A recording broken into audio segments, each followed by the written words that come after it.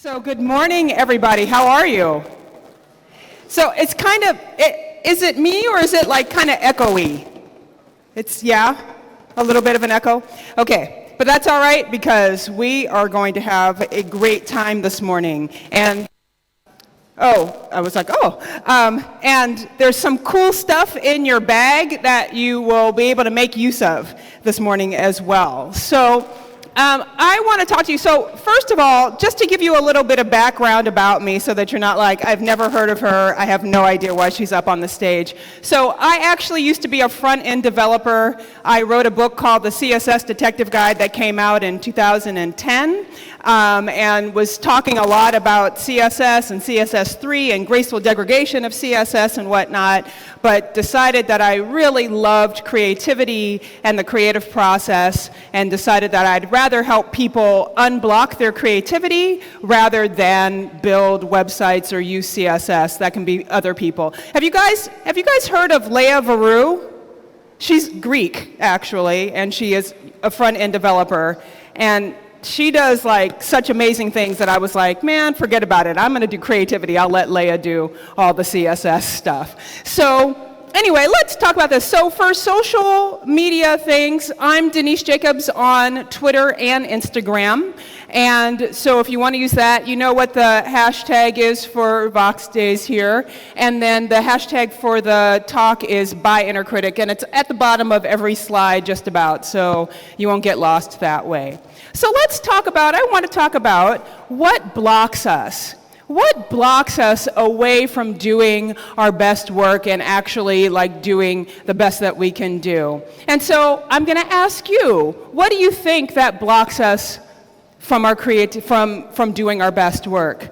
I mean, do you think it like if it were a wall, do you think it's like processes or tools or your managers or your team, or maybe it's the deadlines that are always moving and changing? What do you think it is? So here's what I think. I believe that the biggest blocks that we experience in doing our best work and kind of accessing and our brilliance and letting out our genius is actually in our heads. I mean, if you think about it for a moment.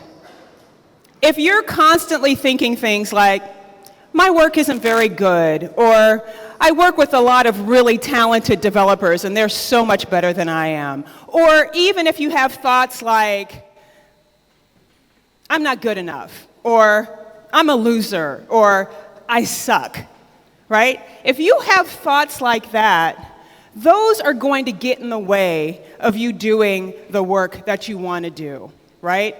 Our blocks aren't external. Our blocks are internal. And this voice or these voices that you might have in your head that are telling you these awful things, these voices, they keep us away from what we want to do. It's like this entity that actually like makes us sabotage ourselves, makes us hold ourselves back, keeps us from like putting ourselves forward or putting our best work forward. And that voice, that entity, is called the inner critic. So for people, it shows up differently. You know, it's kind of sometimes it's like this like voice over your shoulder, like this little naggy voice whispering in your ear saying, you suck, you can't do this, don't even try it, right? And sometimes it's a loud, booming voice that like takes up all of your attention. And sometimes it's like this committee of judgy input, right? Like sometimes it's not just like one voice, sometimes it's multiple voices, and they're all weighing in on every time you might make a mistake or make a misstep of some sort, right? Now, here's what I think. If we came to this planet to do some kick-ass work, right? But how can we do that if we've got this nagging voice in our ear or this committee of judgy input? How can we show up and be our brilliance? How can we do our genius? How can we make the cool things that we want to make, right? Learn the cool things that we want to do. Let our genius and brilliance out into the world. So the short answer is we can't. But here's what I would like you to do. I would like for you to imagine in your mind's eye, just for a moment, what kind of things you would do and what you would produce if you didn't have that nagging voice of self-doubt. I mean, think about it. Think about the kinds of things that you would be able to let out, the kind of ideas that you'd be able to have, the kind of things that you'd be able to code, the kind of apps and things that you'd be able to make, right? And then imagine, because you probably work in a team, right? Or at least you collaborate with people. How many of you guys actually work in a company? You work in a company? How many of you are like freelancers? Not many freelancers. Okay, so you work in, almost everybody here works in a company. You work on teams. You've been there where you know you work with people who are super smart, and you go into a meeting, and you're sitting there looking at your friend like, go on, man, say it. Say that thing we were talking about. And they're like super quiet. And you're like, what's going on? But imagine if your friends, the people that you work with who you know are smart, imagine if they actually put their ideas out more often than not, right? And imagine the kind of collaboration and the synergy and the kinds of things that you could produce together because everybody was actually being in their like personal strength. And then imagine if you had a company that had that kind of culture.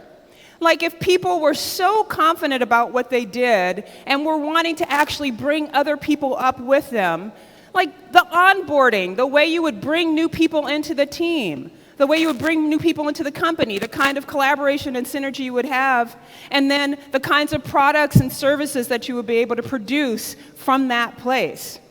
I mean, imagine it would just be awesome, right? But the inner critic blocks us from all of that. The inner critic keeps us stuck in this kind of holding place of mediocrity, and it totally erodes our self-esteem in the process so that we don't feel good about what we can do and what we're capable of.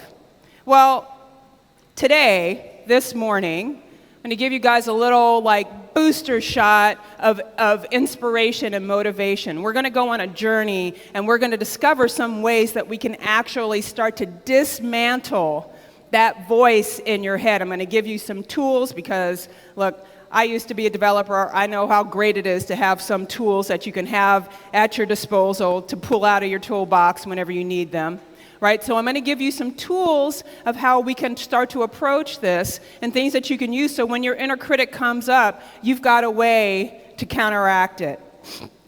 And then we can actually like elevate our performance and step into our creative power and start doing our best work.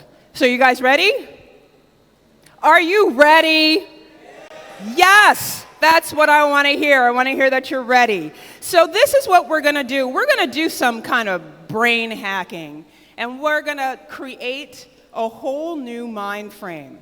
So the first question that you may be thinking to yourself is, I don't understand why creativity is important. But how many of you think creativity is important? Okay. How many of you actually think that you're creative? Okay, so not that many. Here's what I want to offer to you. First of all, before we go into why creativity is important, let's talk about what creativity is. This is one of the best quotes I've ever seen for creativity, particularly for developers. Creativity is about seeing patterns and making connections. How good are you, show of hands, how many of you kick butt at seeing patterns and making connections? Man, that's your job. Are you kidding? The whole room should have their arms up. That's what you do. You see patterns and you make connections. You see how the algorithm works. You see how the language works. The language is patterns. You make connections. You make connections between how things work. You are some of the most creative people on the planet. I want you to consider this as we keep talking. So because of that, creativity is a really important skill because it enables you to do this. It enables you to do your job better. It enables you to problem solve. It enables you to figure out how you're going to get from one place to another. Creativity actually does that. Not only that, but creativity is one of the easiest ways that we can get into a flow state. And then you're maybe saying, well, like, why is flow important? How many of you guys have gotten into the zone? Like, do you know what I'm saying? When you're in the zone, you're in it. How many hit the zone fairly regularly? Okay, now, let's talk about this. I want to hear from you, and I actually want you to shout out. We'll see how we can hear in this very interesting acoustically put together place. What does flow feel like for you? What does it feel like physically, mentally, emotionally? What happens? And I actually want to hear from you. So somebody shout out. If you don't shout out, I will pick you because I'm an American and I have no shame. It's true. So you might as well just shout it out so you don't have to do it. Who wants to? Somebody raise your hands. Just shout it out. Seriously? You guys are like, I don't know what it feels like. What does time feel like when you're in flow? Goes what? It disappears. Time, thank you, Mark. See, the British guy in the audience is going to help a sister out. Time disappears. So what about, do you remember to eat? No. What else does it feel like? Really? What? He said serenity. How about, do you feel energized? Yeah. Do you feel focused? Yes. Do you feel calm? Yeah. Do you feel excited at the same time? Woo, yes, all these things. So time disappears, serenity, calm, excited, focused, all of those things. Sorry, I'm shouting. I can't help it. I get excited about this, can you tell? I'm like shouting. You guys, like, we really don't need to shout. I can just talk in a normal voice. So flow is pretty phenomenal. And that's what it feels like when you're in the zone. The problem with the inner critic is that the inner critic literally blocks flow. And now this is not just mere speculation, okay? There's a guy who's a neuroscientist. Oh, this audio sound it's killing me. It's killing me. If I talk softly, is it better? Yeah? Sorry. Okay. Let me try to talk softly like we're just having a conversation. So there's a neuroscientist whose name is Charles Lim.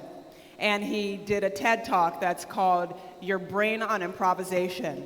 And what he did is he took improvisational jazz artists and hip-hop artists, put them in an MRI machine with like a little keyboard, and he had them play improvisational jazz, and he scanned their brains while this was happening. It turns out there's a part of the brain called the prefrontal cortex, and that part of the brain powered down while they were doing improvisation, and the other parts of their brain totally lit up and became more active. Well, it turns out that, hello, yes, are you waving? Hi, hello, hi, yes. Do you need me? Do you need me for something? Are you okay? Or you're just saying hi? Just hi. So it turns out that that part of the brain is actually the part of the brain that's the inner critic. It's the part of the brain that's in charge of self-evaluation, behavior modification, and self-judgment. So you can actually pinpoint a part of the brain where the inner critic is. And when you're in a flow state, there is no inner critic. It literally doesn't, it's not, that part of the brain is not active. So when you're in the zone, when you're hitting it and you're coding and like everything is like coming together and you're coming up with all these different ideas and stuff like that, you don't have any moments of self-doubt or wondering if you're okay or wondering if you're smart enough or if it's as good as other people and all that stuff. It doesn't exist. And so this begs the question then, where does the inner critic come from? Why do we even have it? So here's what I'm going to offer to you. The inner critic comes from the fears that we have about ourselves, that we're afraid are true, that we're not good enough, etc., plus the negative things that we've heard from other people. So when we're how many of you are parents? How many have kids? Yeah? So it's enough to scare you later on. You're just like, oh my God, I'm ruining my child's life. But here's the thing, when we're young, and you know this for yourself, when we're young, we're super duper susceptible to criticism. like really susceptible. As a matter of fact, when we get criticisms, negative feedback and stuff when we're young, it goes into a part of the brain called implicit memory. Implicit memory is what drives subconscious behavior. Oh, now that's a little bit better. That's better. Thank you. Thank you very much. I don't feel like I'm like reverberating all over the place. It drives subconscious behavior, and it's what drives action. So implicit memory is not anything that you remember, but it's something that actually makes you act to try to keep you safe from danger and harm in future situations. And so it goes down into our subconscious. It starts to drive our behaviors. So if you've gotten really strongly criticized about something, it will make it, the implicit memory and everything will make it so that you try to avoid that situation like crazy in the future, right? And so this is where the inner critic comes from. It's trying to protect you. The problem is that it does it a little too well. And then what ends up happening is we go on autopilot, right? And so then it's like, you know, I'm not a robot, but like, wait, am I not a robot? Because sometimes it controls you in ways that you don't really know, you're not aware of. Right? Not only that, but pretty much everybody has an inner critic. Well, almost everybody except for my friend Sandra. So when I was about to release my book, Banish Your Inner Critic, that came out 2 years ago, I was sending out emails and stuff like that. I got an email back from my friend Sandra, who lives in Belgium, who's done like all kinds of things, like became a midwife. She goes to Africa. She helps in the Middle East, like helping women give birth and all this stuff. It's amazing. She wrote me and she said, "Dear Denise, I don't think I have an inner critic. I don't even know what that is. I won't buy your book. Love, Sandra." So I was just like, okay, Sandra doesn't have an inner critic, and you may be a Sandra as well. But for the rest of us, and all the rest of us here, which you guys can keep it inside, you don't have to out yourself. But for like the 99.9% of the rest of us, this talk is for you. So you guys have a piece of paper on your chairs, which you may be sitting on, and you may not be sitting on it. So what we want to do is I want to help you to recognize your inner critic. And so in order to do that, so that you don't have to do like a lot of like thinking and stuff like that, I have given you inner critic Mad Libs. Okay, so you can just look at these and you can fill in the blank. And you can say things like, you can think about it. Don't write down anything yet, but you are going to use your paper. So you can think, if I blank, then people will blank. Like, for example, if I share my ideas, then people will laugh at me, right? If I'm not X enough, and it could be I'm not smart enough, or I haven't educated enough, or I'm not, skilled enough, or whatever it is. All of you have probably got some kind of thought like this in your head. If you know your inner critic really, really well, and like, for example, I'm so familiar with my inner critic that she sends me text messages in the morning, like, "Good morning, don't mess up today." I'm like, "Great, thanks." If you're really familiar with your inner critic, you don't need this. So this is what I want you to do. Take your piece of paper. Voila. Take your piece of paper, and in your swag bags, you got a pen. Comme ça. You want to take your piece of paper. By the way, everybody needs to do this, because if you don't, then you're messing it up for everybody else, FYI. So take the paper, take your pen. Am I here? Good.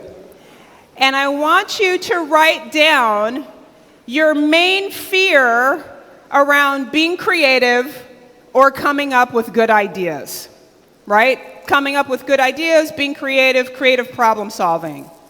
You're going to write this down. This is completely anonymous. Don't write your name on it. Don't put your Twitter handle on there. Don't put your email address or your domain or your GitHub thing. Just write down that fear about being creative. And then as soon as you're done writing it down, I want you to take the piece of paper and crumple it up in a ball, and then hold your fist in the air. I was going to say something else, but I'm not going to say that. Okay, he's got it. Are you just doing power to the people? Or did you actually wrote it? So I'm going to write down one too. Um,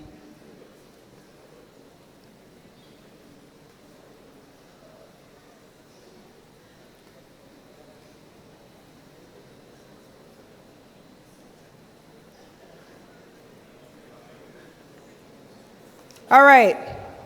So you write down your thing. Just one. Just one. Don't write a long scrolling list. Take it, crumble it up in the ball. Whoa. Don't drop it.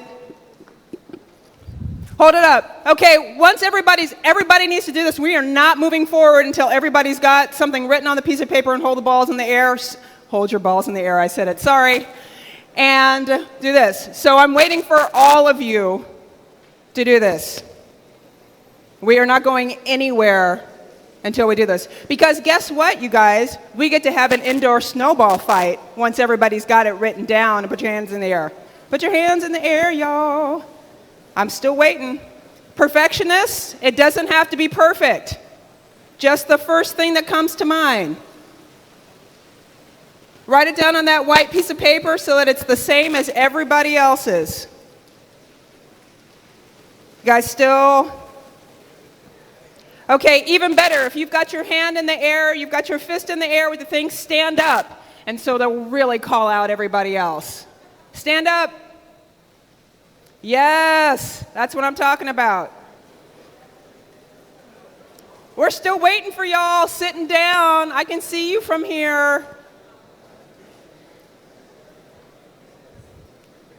Okay, so everybody on the right side, turn towards the other, that way. Everybody turn towards the aisle.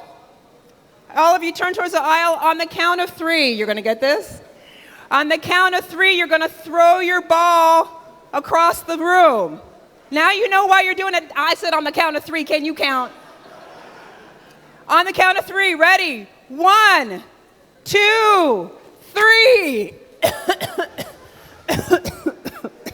Yay! So wait, grab a ball. Don't just sit down, grab a ball.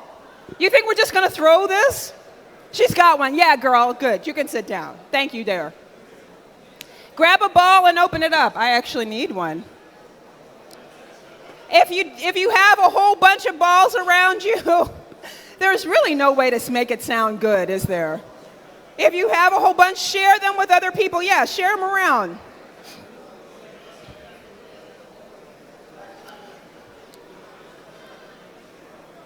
I have to go off stage for a moment. Are you going to kill me? Is that awful? I have to go. Okay.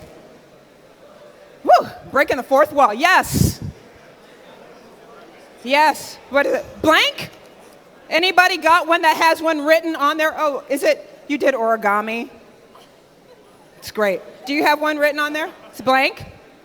You guys are like, I don't have an inner critic. I have a whole bunch of Sandras. Great. I fear that my idea is not good enough or very innovative. Thank you, person who wrote this down. I appreciate you. Anybody else? What we got? I'm not going to read that one. That one was mine. Anybody? Okay. Money, this one says. I'm afraid to shout. Well, just get one of these microphones. You won't have to have a problem with that. What have you got? Anything on there? Oh, here's a good one. I'm not creative enough and can't code because I'm... Can't code well because I'm... I can't read the last word, but it was a good thing. Anybody else? My ideas may be useless. So, for the people who didn't just do a blank one because you were like feeling pressured, see what I told you it's not? There's no... You got one? Blank? Got one? I'm not creative because my ideas don't match the corporate world. Oh, this is good. We're getting real here now. What we got? I can't dance because I'm not as good as the others. Dancing's all about feeling it. Not to respect me. Let's see. My code has...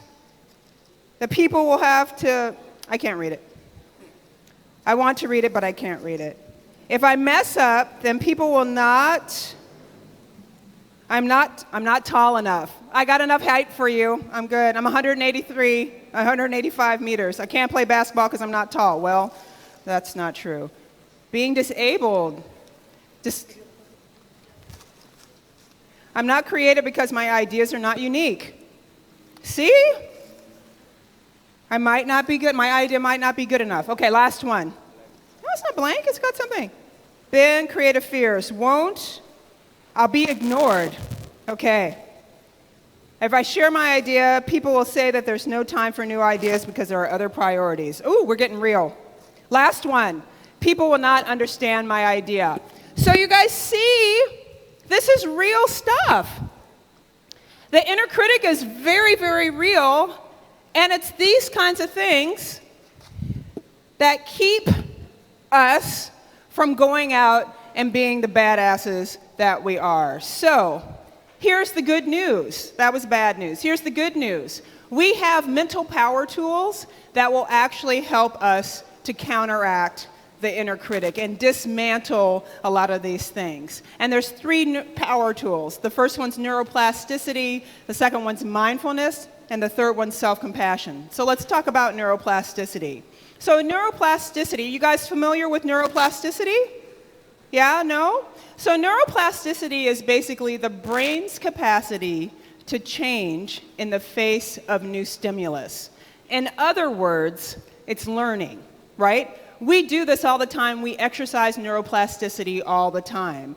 And the thing that ends up happening is that we have the capacity to exercise it, but we don't always, and then we end up getting into that kind of autopilot thing. As a matter of fact, you can think of brains and thoughts like paths in the woods.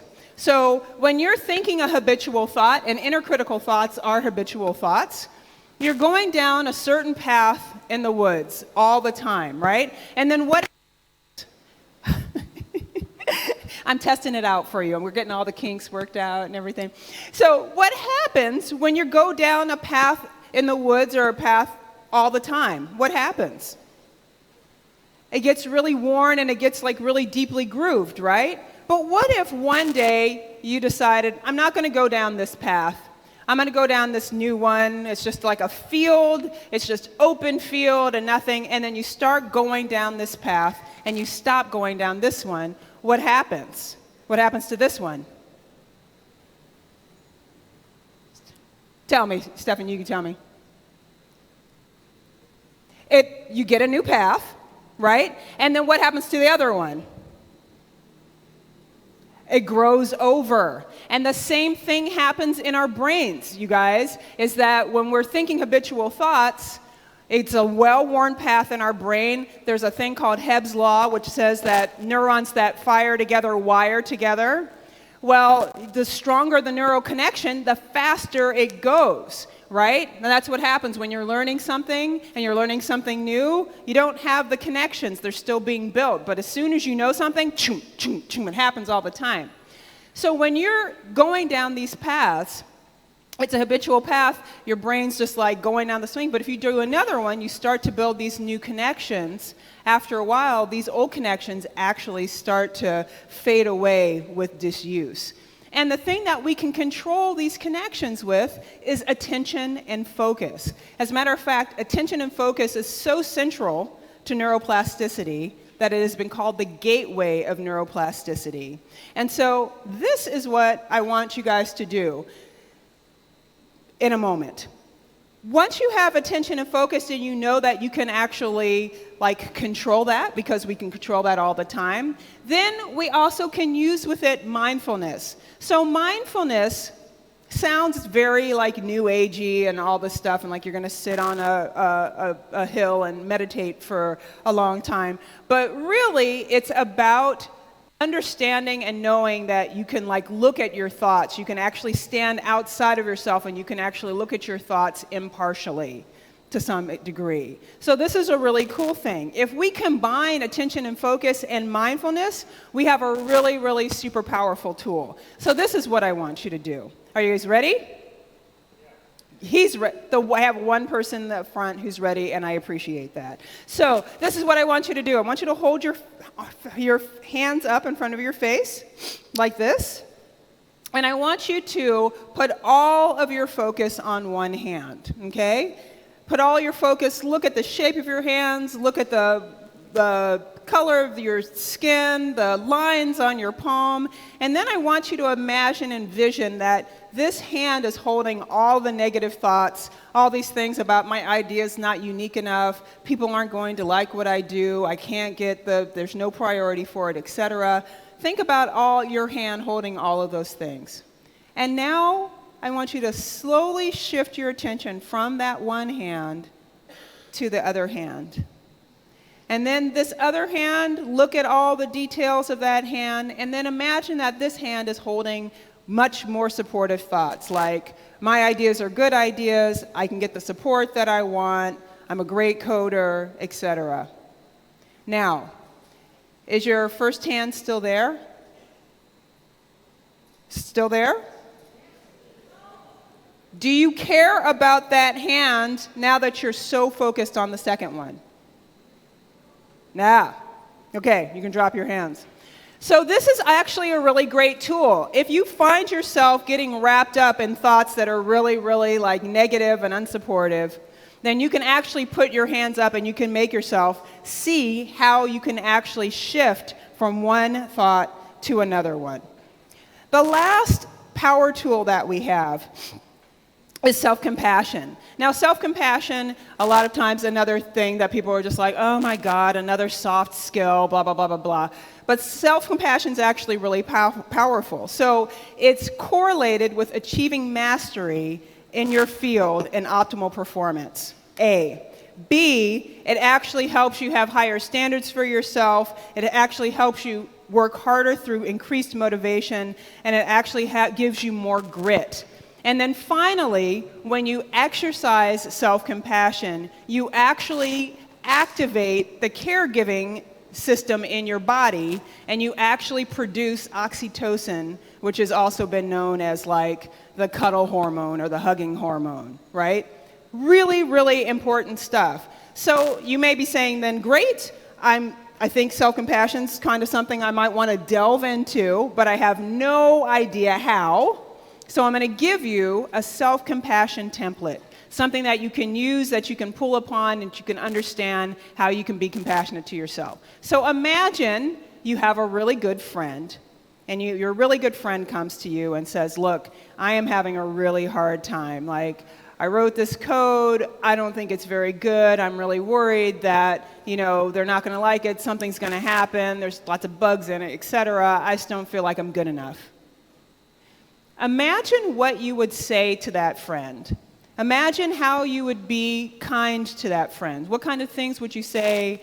What kinds of feelings would you have towards that friend? How would you comfort them and make them feel better? Take that as a template and use that and turn that towards yourself. That's your self-compassion template, and you can tap into it and you can use it anytime. You can even act like you're talking to yourself in your head as if you would be talking to a friend of yours. So, those are your mental power tools that we're going to use. Now we're going to get into some tools so that you can unblock your creativity and start doing your best work. And so there's going to be 3 things that I'm going to talk about today. How to transform self-talk so that you can stop self-sabotage. How you can unblock creativity, because creativity obviously is an important skill, and then how you can own your expertise, which is a big deal. So let's talk about transforming self-talk. Now, I'm going to share with you a couple of stories, this in the next section, a couple of stories from my own life, so you can actually see how this has worked. So I said to you earlier that I'm 185 centimeters. And American, that translates into 6'1". In other words, I'm a really, really tall woman.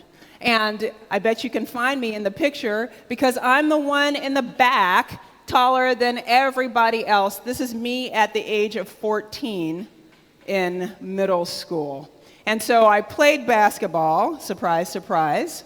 And the thing that was really interesting about it is that I loved basketball practice. I loved basketball practice. I loved gaining the skill. I loved getting the mastery, learning the drills, doing all the stuff. But when it came to the games, you guys, I was a hot mess. I mean, I would get like anxious and my stomach would start to clench and I would put on my uniform and I would feel the sense of impending dread. And then the coach would get us together and we'd have a little huddle and we'd 1, 2, 3, Bulldogs. And then I would do my best to find a place on the bench where I could hide. And I would hide to try to hide away from my coach, Ms. Canine.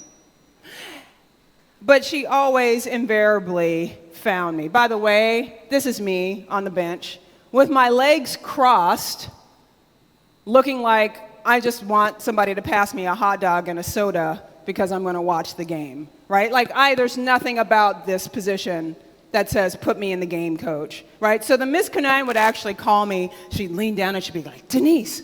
And then I would come and I would be like, and then I would start to beg and plead her to not put me in the game, like every single game, instead of being like somebody who was like, yeah, I want to go and play. I would be like, Miss Canine, please don't put me in, please. Please, I'm not ready. I can't do it. I don't know. Put me in at the end of the game. Put me in the next game. In the next game, I will be ready. Like every game for 2 years. Now, can you imagine, just thinking for yourself, can you imagine why I was so afraid to play in the games? Why was I so afraid to play in the games? Losing? Okay, maybe losing. What else? Well, by the way, I'm sorry, let me just also add another thing. My team was almost undefeated for 2 years in a row. Thank you. Expectation and pressure. Why did I feel pressured to be good?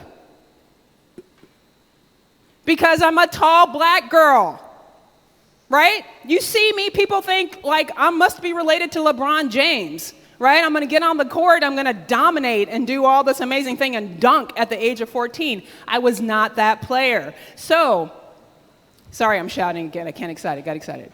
So, my fear was that everybody was going to judge me and that I was going to be a disappointment. She's like, yes, girl, I feel you. So, here's the thing. This was my self-talk. Jim Quick, who is the founder of Quick Learning and Superhero U, says that your brain is like a supercomputer and your self-talk is the program that it will run. So if you've got crazy self-talk that's super negative, then your brain computer is just going to keep running that, right? So this is what my first recommendation to you is to recognize and challenge ants.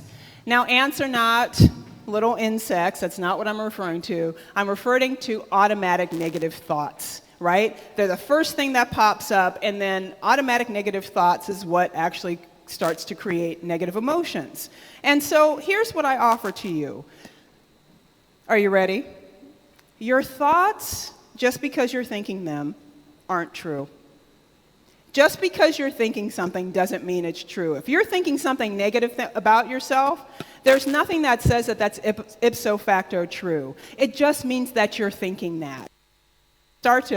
If you can start to make a separation of that, it'll be really helpful. Do I need to stand someplace? What do I need to do, doll? Okay, great. Well, at least there's not a lot of traffic next door, so that's good. So this is what I want you to do. I want to encourage you to think like a scientist. If you have a negative thought, then I want you to actually start to challenge that negative thought and treat it almost like a scientist would be treating a theory. Like, oh, I'm not a good coder. And then say, am I not a good coder? And then to, just like a scientist, look for evidence that supports or refutes that particular thought. Well, if you've got a lot of applications under your belt, you've done a lot of good work, and people around you have said, yeah, you're a really good coder, then guess what? Your thought is not true, and the truth is that you are a good coder, right? Second thing to think about is something called rumination. Now, have you guys heard of rumination? So, cows, antelope, camels, animals like that do something called rumination. They take the food that they're going to chew, they chew on it, they swallow it, and then they bring it back up and they chew on it again several more times. She's like, ew, right? Humans do the same thing, not with food, but with thinking. And so what ends up happening is that a lot of times, I'm sure this has happened to you at least once or twice in your life, you get a thought and you put it on mental replay, and it just goes in the cycle over and over and over again. Well, you guys actually have something in your bags this morning that will help you with breaking the cycle of rumination. Everybody's got a cool squeeze ball in your bag, which is awesome.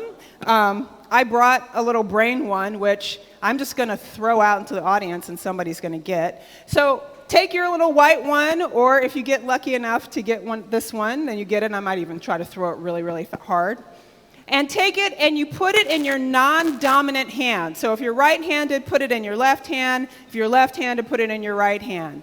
When you find yourself getting into cyclical thoughts that you feel like you can't control, take your squeeze ball and just squeeze it. And the reason, and it works, what will happen is it will start to break the cycle of thoughts on autoplay. And it works because it tricks your brain into focusing on this foreign hand movement that you're not used to because it's in your non-dominant hand, and it'll actually break the cycle. Okay, you guys ready? You ready? Here I come. Oh, did you see that throw? What? Volleyball skills. I should have, but you know, there's only so many things you can do. So you can take this, but you all have already got one in your bags. Now you know, just keep it on your desk. When you start feeling you're like, oh my God, take it and start squeezing. And then one of the last things here, another really great mind-body connection, is that you can reprogram your mind, but with your hands as well. So there is this great researcher at the University of Chicago. Her name is Susan Golden Meadows. She has done research that shows that there's a really strong connection between gesture and thinking and cognition and understanding. And what she found is that when she has kids and she teaches them math equations, and she uses a gesture to indicate either add or subtract, the kids will understand the equation with those gestures. As a matter of fact, when the person who's working with them uses the wrong uses the wrong words, but uses the correct gesture, so instead of saying add, says subtract and says add, the kid will understand the equation based on the gesture, not on what the words were. So what we can do is that we can use a gesture that we use a lot already. So what is the gesture that means no, I don't want it, get rid of it, keep moving, delete? What's that gesture? What is it? Tell me, what's the words? When you want to delete something on your phone or on your iPad, on your swipe left. So swipe left is a movement that we have been using for a long, long time. Before we started using devices, we've been doing this forever, right? And it's like universal. Pretty much every language, I think every culture does this. No, right? So we can use this gesture because it's already deeply connected with what we think, meaning no. We can use this to delete thoughts that we don't want. So if you're thinking things like, I'm not a very good coder, just go delete, nope, bump, and swipe left on it. So this is a really cool little tool too. As a matter of fact, I don't know if you guys know Jeff Strauss, who does KCDC, Kansas City Developer Conference. Anyway, I talked to him. I ran into him in Lithuania for Build Stuff last year, and he was like, I use a swipe left all the time. He says, as a matter of fact, when I'm transitioning from one part of the day to another, he's like, I'll stop, I'll do this, and then I'll move forward and I'll move into the next section. I was like, what? So that stuff works. Now, want to give you this last little bit with my basketball story. So I ended up, over the course of those 2 years, I got sick and tired of being afraid to be put into the game. So finally, when I got into high school and I was about 15, I decided that I was going to change my thinking and I was going to change my mind frame, and that I was going to finally step into the fact that I'm a tall, athletic person and become a basketball player. And within 2 years, I actually ended up becoming captain of my basketball team. So it ended up working out really well. Now, let's talk about unblocking creativity. When I was 24, I was graduating from the University of Washington and ended up having my parents come to graduation and had a conversation with my father. And as my father says, as fathers do, my father said to me, "Well, Denise, what do you want to do now for work now that you've graduated?" Now, I had been in this program, an international studies program, did a lot of writing. I had lots of professors tell me that I was a really good writer, and I loved writers. And I also had some very idols like Maya Angelou, who were authors. And so I said to him with some fear and trepidation, but still feeling like there was a possibility, like, well, I'd like to be a writer. I'd like to be an author, I think. And my father said to me, looking over the top of his glasses at the top to me, he said, "Do you know how hard it is to get published?" Well, let me tell you that took the wind out of my sails. Now, you may be thinking to yourself, well, maybe Denise's dad was like a working class guy, blue collar worker, maybe like worked in a factory or something like that. He just didn't know things about the publishing world and stuff like that. Well, it turns out that my father was the first person in his family to graduate from high school. He was the first person in his family to graduate from college with a degree in aeronautical engineering. He was an aeronautical engineer until he decided that he didn't want to work for anybody else and went back to school and became a doctor of optometry. And then, for fun, my father built and flew experimental aircraft. So, and this was all, by the way, my father got his pilot's license in 1957 in pre-civil rights Detroit. And so you can imagine, for an African-American man, for him to have done all this stuff, especially in the 50s and 60s, was actually quite significant. And so my father was brilliant and driven and ambitious, but despite all of these things that he accomplished in his life, he still believed these myths about creativity, that creativity is something that you only do for a hobby and not for work, that basically all artists starve, and that very few people, if any, get published and become authors.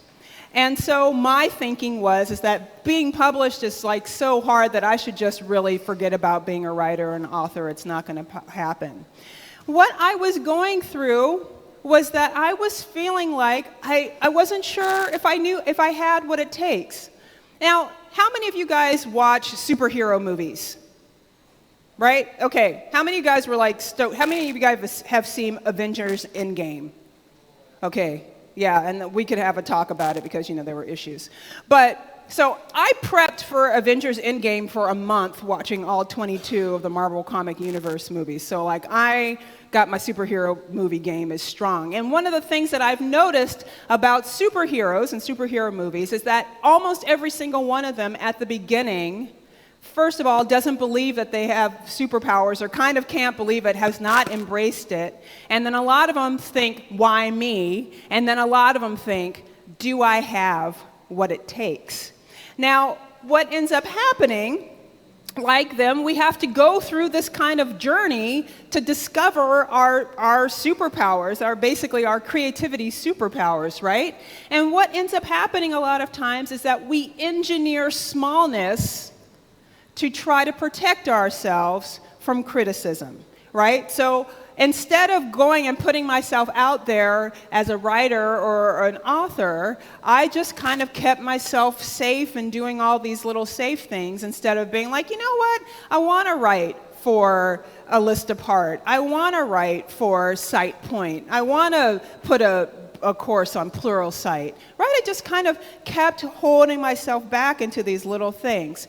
And part of this is because we probably don't think we have what it takes. But here's what I want to offer to you, and I may get emotional saying it, that you are singular and unique, and what you have to offer, literally, nobody else in the world, on the planet, in the history of time, before you were born and after you are gone, is going to have what you have. Nobody, ever. And so if you hold back what you have inside of yourself, the world loses out.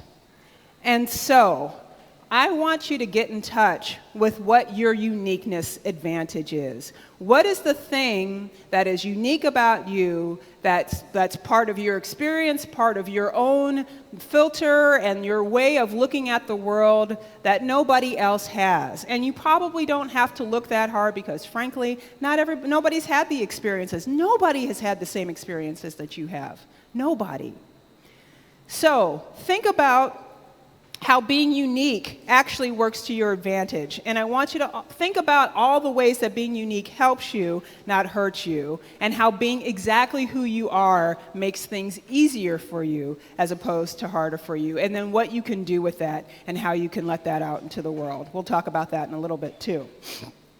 And then you also may be feeling, this is what I was feeling when my dad said this, that my efforts might not measure up. Maybe I'm not going to be as famous or, as good a writer as Maya Angelou. And I started comparing myself to all of these people who were like, people at this super high level, Alice Walker and June Jordan, all these folks.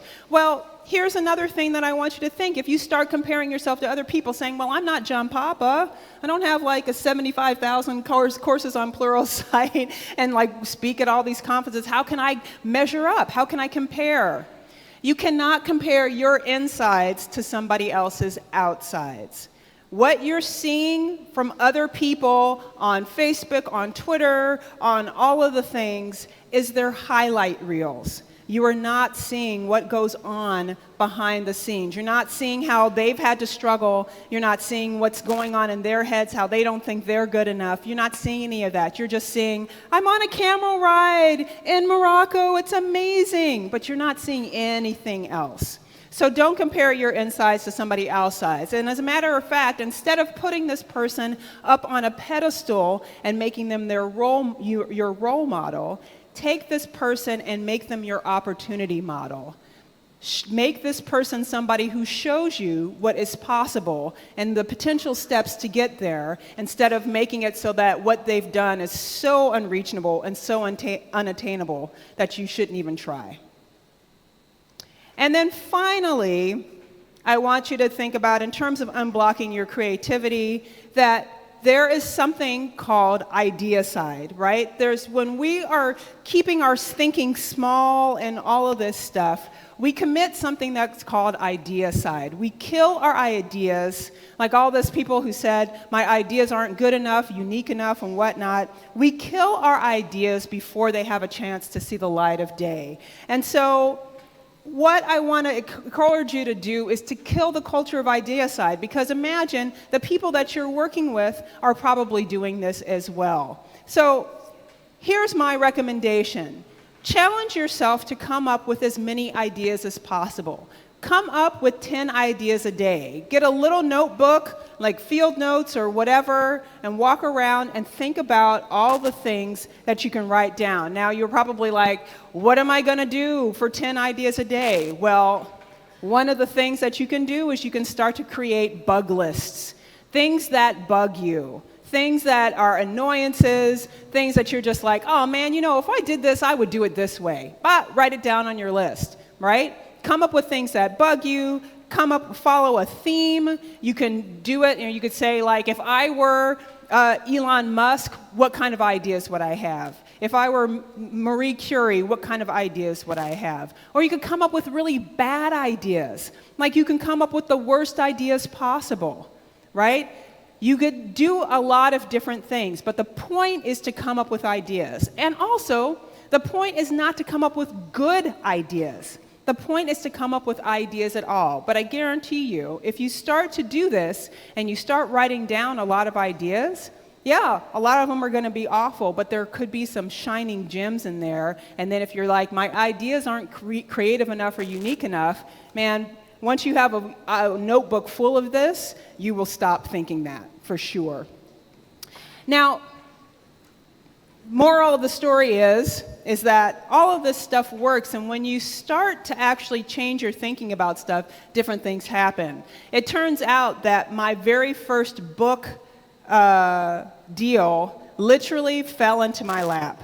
And then actually, my second book deal literally fell into my lap. And so if I had kept thinking what my father had intimated, which is it's super hard to get published, I never would have actually gone for it and taken the opportunities that presented themselves that allowed myself to get 2 book deals that I didn't really have to work for, right? So this stuff works. Last story, and then we'll wrap this up. So I have a coaching client that I was working with, this guy named Sam. He is really successful blogger, has 2 books and all this stuff, 1,000 readers on his blog, 50,000 followers on Twitter, all of this stuff, tons of followers on Instagram. And you would look at him and you would think, wouldn't it be just great to be him? But it's really great and it looks great on the outside, but inside, this dude is totally filled with self-doubt. So as a matter of fact, he got invited to speak at this conference. They were like, look, we want you to talk about your creative process, how you come up with all these memes and all of this stuff and come up with all these great ideas. And he was like, I just don't think I have anything of value to give the audience. And I was just like, Sam, seriously? Have you looked at yourself lately? And he was like, I might tell them no. And I was like, you are not telling them no, and this is why, and this is what we're going to do. So one of the things that Sam was experiencing was something called confirmation bias. He was looking for negative things. So have you guys ever had a thing where you're like, I'm going to look for red cars, and then all of a sudden you start seeing red cars everywhere, right? It's because of confirmation bias. It's because you've told your brain, this is what I want you to look for, and it looks for it and it finds it, whereas before it wasn't paying attention to it. Same thing, if you're expecting people to say negative things to you, if you're expecting things to not go well and stuff like that, you are going to look for evidence to confirm that and you will find it. But if you shift your thinking and you start looking for things that are positive, you will find that. And so this is what I recommend you do. To really focus on the fact that people actually value your work, that you're doing good work and stuff. Every time you get some positive piece of feedback, you get a positive email, you get a positive tweet, you get a positive comment somewhere on Facebook or on GitHub someplace, that you take a screenshot of it and you keep it, and you keep what's called a kudos file, right? And you keep it, and so whenever you're feeling down and whenever you're feeling like you don't think you have what it takes or whatever it is, you can look through your kudos file and you can see that people actually like the work that you do, and it will help you shift into a different place. The other thing that Sam was experiencing that he was doing, it was imposter syndrome. Have you guys heard of imposter syndrome? Yeah. So imposter syndrome makes it feel like you're going to be found out, that you don't know what you're doing at any moment in time, right? You have these super high standards for yourself that nobody else needs to adhere to and all this stuff. One of the things I want you to think about and consider is that there's something that I call the imposter syndrome paradox. And that is that you will only experience imposter syndrome when you're really skilled and competent. People who are not skilled and competent do not experience imposter syndrome. As a matter of fact, they experience something that's the opposite, which is called the Dunning-Kruger effect, which is when they think that they're better than what they are, right? And then they blame all of the mistakes on other people. But people with imposter syndrome, you can only have imposter syndrome when you're really talented and when you're really skilled. So whenever I have these moments where I'm just like, oh my God, I think I'm over my head, and I don't know how I got this, and then I think, wait, I'm experiencing imposter syndrome. That means that I'm awesome, right? And so that's what you can do. The other thing is that it helps, one of the things that helps to counter imposter syndrome is to actually share your brilliance. How many of you blog? Anybody blog? Anybody post helpful things to people? Does anybody mentor people? No? So this is what I want you to do, and I challenge you to do this. I want you to share your expertise. How many of you guys have written articles for any developer sites or anything? Okay, so your homework is to do something, one of these things, to either write or blog, to share something that you know, that you are learning even, to teach, train, or present. How many of you have spoken at a conference or desire speaking at a conference? Okay, so I challenge you to actually do that, to actually submit a CFP and actually get your butt on a stage and to share your information. To mentor. How many of you guys have mentored somebody else, a junior developer or anything like that? So I want to see more hands next time. And then be a resource. How many of you share information with your team? You find an article, you share it, you put it out. Do that sort of thing. And then also, how many of you have taken the lead on a project? Or started something. So you can do that. So any of those things, blog, write, present, mentor, lead, any of those things. When you share your information, you realize how much you know, and then you learn other things in addition, right? Stephen's shaking his head yes.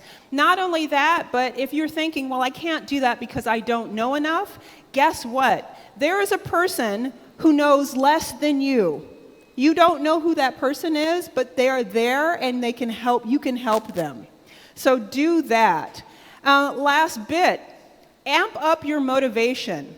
So one of the things that happens is when you have your inner critic and you're telling yourself all of these awful things, your motivation will totally take a dive, and it will totally slag. So one of the things that you need to do is celebrate your successes, but celebrate the micro successes. If you do something and you do it well, and you're in the moment, you're like, yes, that's exactly what you're supposed to do, because that actually tricks your brain into squirting a little bit of dopamine, and it gets you addicted to the success, that feeling of triumph that you had. So we're going to do a little neuroscience experiment.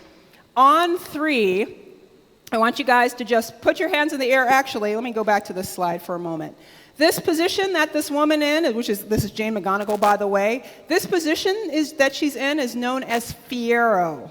And Fiero is a position that even people who are born blind will do this when they feel triumphant. So it's actually like your body is wired to do this when you feel really good about yourself and you feel really triumphant. So this is what we're going to do. On the count of 3, I want you guys to just throw your hands in Fiero and just say, I'm awesome, okay? And this is because from a neuroscience perspective, it actually tricks your brain into actually believing that and gets you addicted to it. So are you ready to do it? Okay, on 3, get your hands ready. I want to see you guys ready, okay?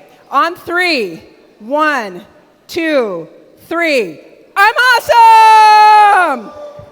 Okay, again, this is not a rah-rah, feel good, do the wave, before a thing. It's because of neuroscience. There are parts of your brain that actually, if you don't celebrate yourself, if you don't do this kind of thing, those parts of your brain actually well. And then, last but not least, with Sam, his talk went really well. He actually did it, and he went really well, and then afterwards, he felt like he was awesome. So to tie this all up, okay, I'm introducing to you ways that you can actually, literally, from a neuroscience perspective, create a new mind frame to start to dismantle these negative thoughts, to transform self-talk, and to actually use that to unblock your creativity and to step into your creative power. Now, This is not one of those things where you do, I'm awesome, you swipe left a couple of times and then you're done. You're like, I did it, I changed my brain, right? Just like anything, when you learn a language, you can't just look at it once and know it. You have to come back to it, you have to practice it over and over again, you have to put in the work. So inner struggles will still exist because this is a process of continuous improvement. We're always looking on it. One thing that I want you to think about, well, we were going to do an exercise, but we don't have time to. But one thing I want you to think about is, what would you do if you didn't have an inner critic, right? Now, this was inspired by what people have. There's these art installations where people will write, before I die, I want to do this. But what would you do if you didn't have an inner critic? Think about what you would do. What would you produce? If that voice wasn't there, what would you produce? I actually want you to think about it. So you may have thought that you were always going to have that little chirping voice or that judgy committee in your head, and you thought it wasn't possible to get rid of it. But now, at the very least, you have several tools, and you have an expanded toolbox of things that you can do. If you have ruminating thoughts, you can squeeze your hand. You can actually commit to writing down 10 ideas a day so that you feel like your ideas are better, right? Become an idea machine. You can do all sorts of things now. You have tools. There are a lot more tools in my book, Banish Your Inner Critic, obviously, but that's a whole different thing, so you should check it out. So this is what I want to leave you with. We all have the potential for greatness, right? But in a lot of us, it's like this seedling, and it starts to grow, but when the inner critic is there, we start snipping away at it like it's a bonsai, right? And we start to constrain and confine and control it too much. But when we start to banish the inner critic and we start to change our thoughts and transform self-talk, then we can start to become magnificent and really step into our brilliance and our genius and everything. So I encourage you to start this, to banish your inner critic, to unleash your creativity, and to step into your creative power and start doing your best work. Thank you so much, you guys.